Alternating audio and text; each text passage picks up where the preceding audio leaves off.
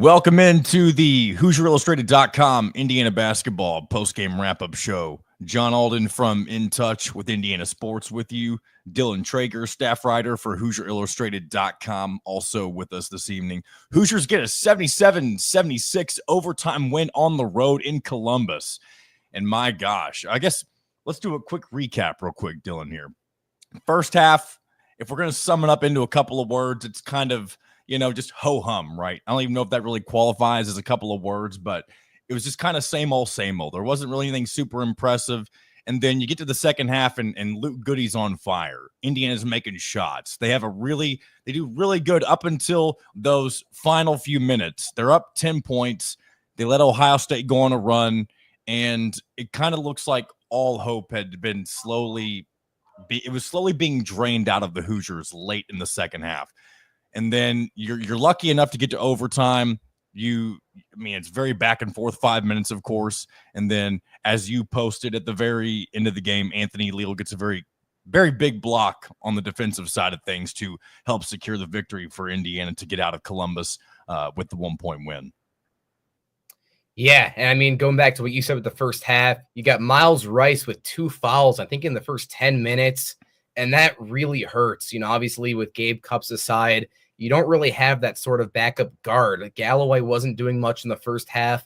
So to not have kind of your floor general on the court really hurt Indiana. And you saw as soon as Rice came back in really in the second half, the offense started clicking.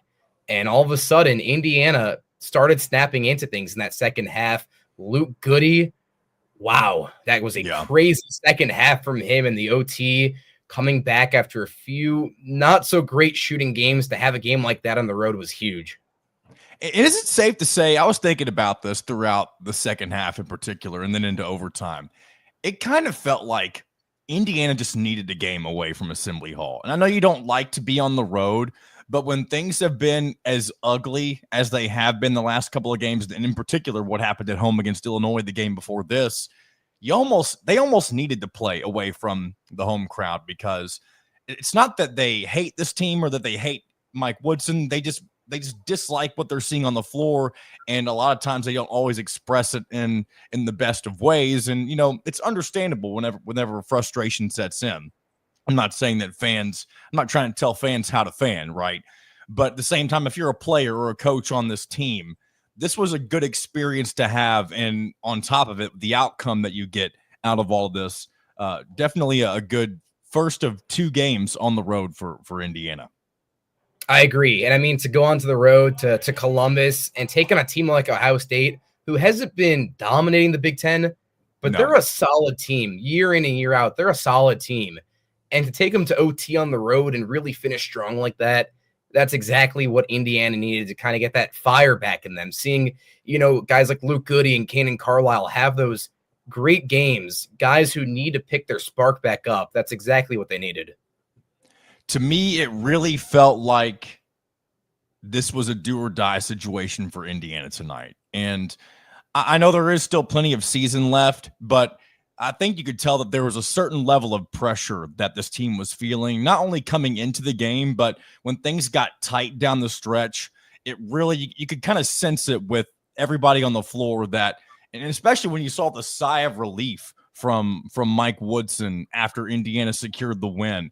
You could tell that everybody involved on the Indiana side of things knew that this was an absolute must-win situation to really salvage the rest of the season moving forward, kind of give yourself the confidence boost. You're going to go play another road game against Northwestern in your next contest, and that's, dare I say, another example of a winnable road game that could start to give you a little bit of momentum as you head into this final third of the regular season.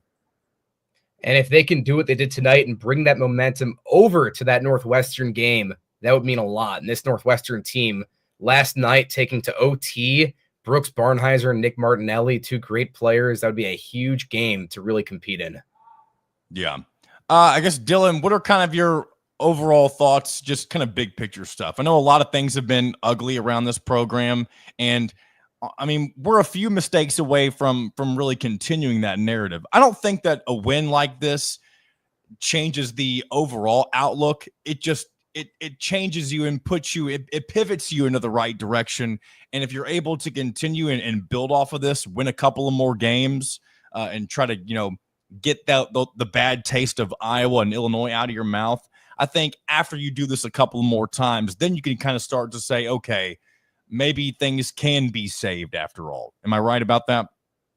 I definitely agree. And I would say with where the sort of morale was after that Iowa and Illinois game, I would say arguably the lowest of that Mike Woodson era, to have a win like this on the road in OT and just sort of bring that chemistry back up to where you want it to be, at least sort of try getting it back there, have a few guys have good games and sort of balance out a good team win. I think everyone contributed really well. I think that's huge. And to do this with some good ranked opponents coming up is definitely what Indiana needed. Very big, tough stretch coming up after the Northwestern game in particular, but I do want to get to a comment real quick for you, Dylan. Jay says, do you expect Leal to stay in that starting 2 spot moving forward?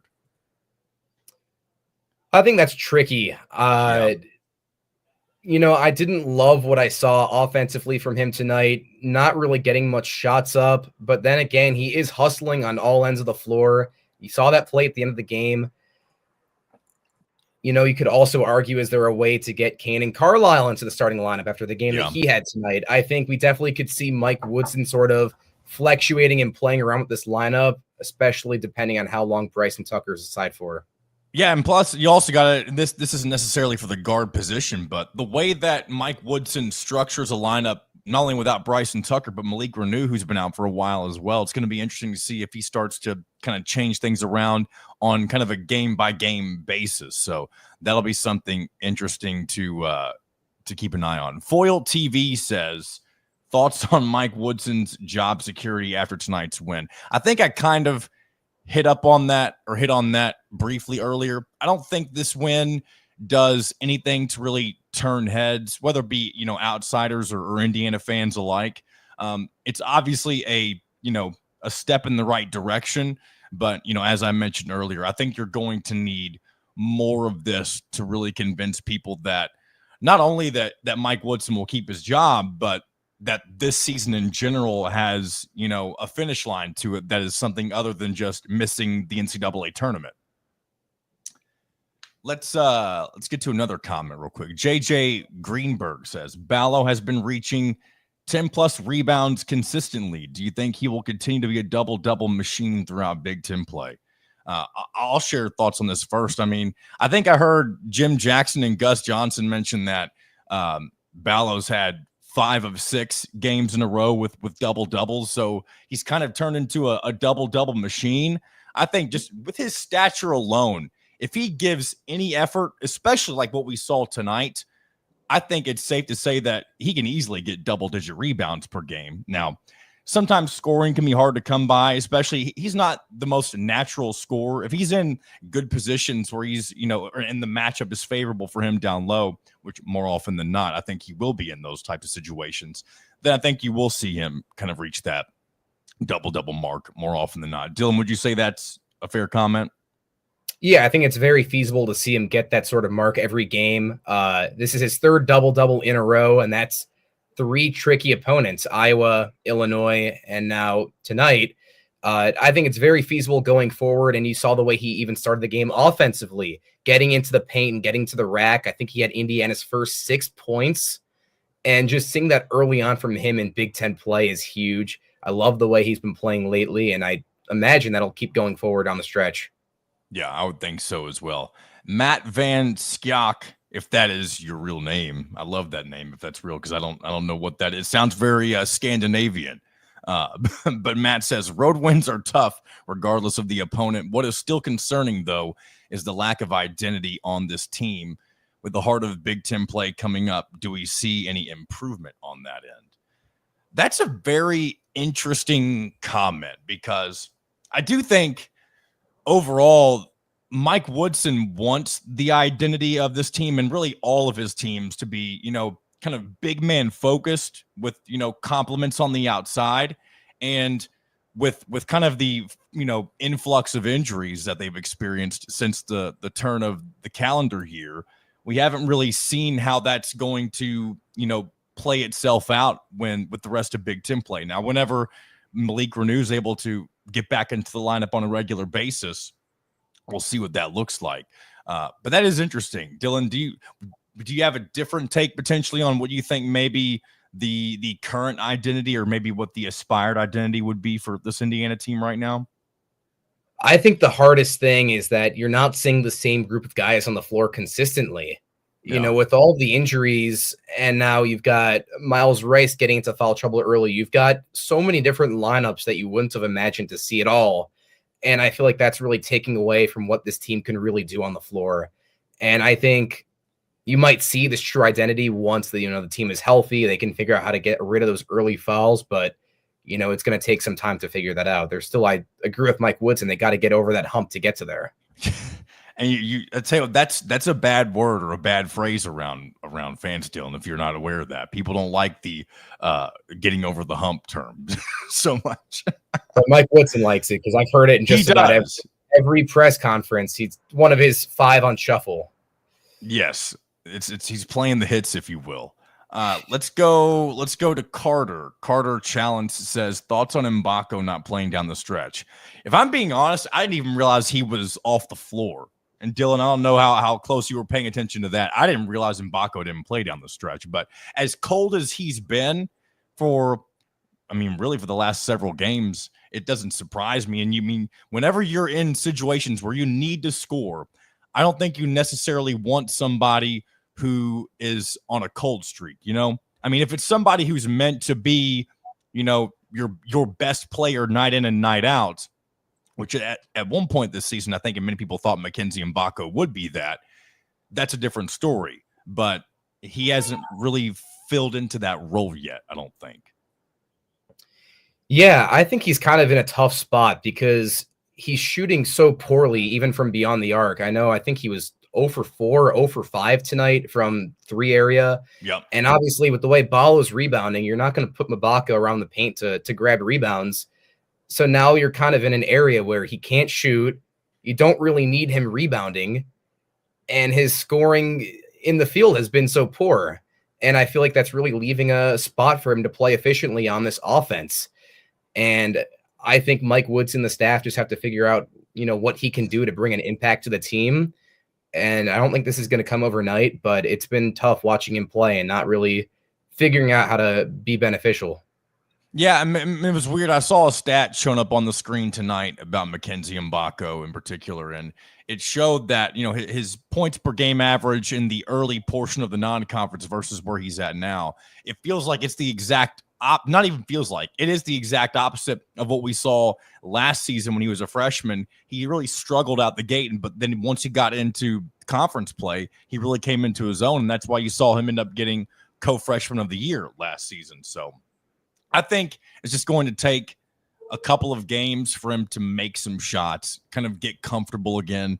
And I think at that point, we'll see, I don't want to say vintage Mackenzie Mbako because, it was more like just freshman Mackenzie Mbako. We'll see him come into his own is probably the best way to put it.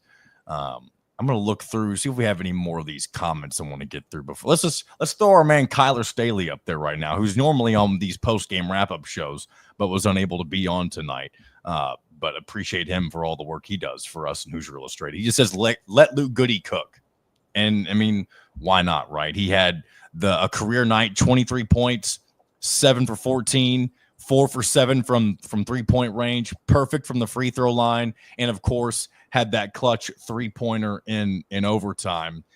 Definitely, especially after the way that the Illinois game ended with kind of the scuffle at the very end of the game, for him to bounce back with this type of performance, he has to be feeling pretty good right now, I would imagine. Yeah, he was absolutely electric tonight. He was knocking down shot after shot in the second half, and that's exactly what you need from him, that sort of spark to come in and create that momentum for Indiana that really carried them and pushed them through overtime in the second half. And it's great to see it from Goody. He hasn't been knocking down shots consistently for Indiana this year, but hopefully this can be the start of something with all the absences for injuries on the team. I'd love to see him start picking up some groove. Yeah. I would love to see that as well. I want to go to Matt one more time, and then we'll probably wrap this thing up. He has another question for us. He mentioned how Ballo spent most of this past week on the crap list, but what were thoughts on his effort tonight? I think it's weird. Omar Ballo's been interesting this over the last, really since the end of December, whenever he was benched for quote unquote unknown reasons. I mean, we kind of have an idea of what happened, some off the floor issues. He responded in the games after that with some really good performances. And then you kind of have the lackluster. I mean, he still had a double-double against Illinois, which is weird to think about. But there were moments where you just kind of see him standing around, and it's just embarrassing to see the lack of effort. But there were many moments tonight, especially when the game was tight down the stretch, where you did see him diving on the floor, really getting his hands dirty. And it was nice to see. I don't know how are we going to get Umar Ballo, and nothing that you and I could do, Dylan, but how is Indiana, how is Mike Woodson going to get Umar Ballo to put in that fourth of effort each and every night? That's kind of the key for him right now, I feel like. Well, with the way last game ended, Mike Woodson had to have sat him down and gave him some words. And for him to go into this game as fiery as he was with those, whatever it was, 6 points on the first few shots from him at the start of the game in the first 5 minutes, and to be hustling after all those rebounds, he had a heck of a ton of offensive rebounds. He had that one rebound at the end, stripping it out and getting it for that second chance opportunity. The way he's been playing is the center you need and want if you're Indiana basketball. Grabbing everything in those second chance points are huge. And I love the way Ballo's been playing. And if he can stay like this, I think Indiana could be in a good spot going forward. Absolutely. Indiana gets the 77-76 overtime win against Ohio State. They now improve to 14-5. I believe that is 5-3 in Big Ten play. They are now 5th in the Big Ten standings. They will travel to Northwestern on the 22nd. That is next Wednesday. So a decent little break for the Hoosiers to enjoy this win before getting back into conference play. Before, like you mentioned, a big tough stretch of games. After Northwestern, you have Maryland at home, which it's not one of the better Maryland teams. And then after that, though, Purdue on the road, Wisconsin on the road, Michigan at home, Michigan State on the road. Those 4 games back to back to back to back. That'll be a very important stretch for where this Indiana team and their season, where it ends up going. So looking forward to seeing how that plays out. Dylan, I appreciate you coming on with me tonight. Everybody who was in the comments tonight, appreciate you as well. And we'll continue to do these as often as we can. And Dylan, just thanks for coming on and chat with me about this game. Appreciate having me, John. Big Ten basketball after dark. You got to love it. And it wasn't even against one of the West Coast teams. You got to love it. Great game tonight. Great game. This has been another edition of the HoosierIllustrated.com post-game wrap-up show. We'll be back with In Touch with Indiana Sports. I was going to say on Monday, but I'm not doing a Monday show. We'll be back with that on Wednesday. And then we should also have another post-game wrap-up show the night of the Indiana Northwestern game as well. So until then, we will talk to you next time.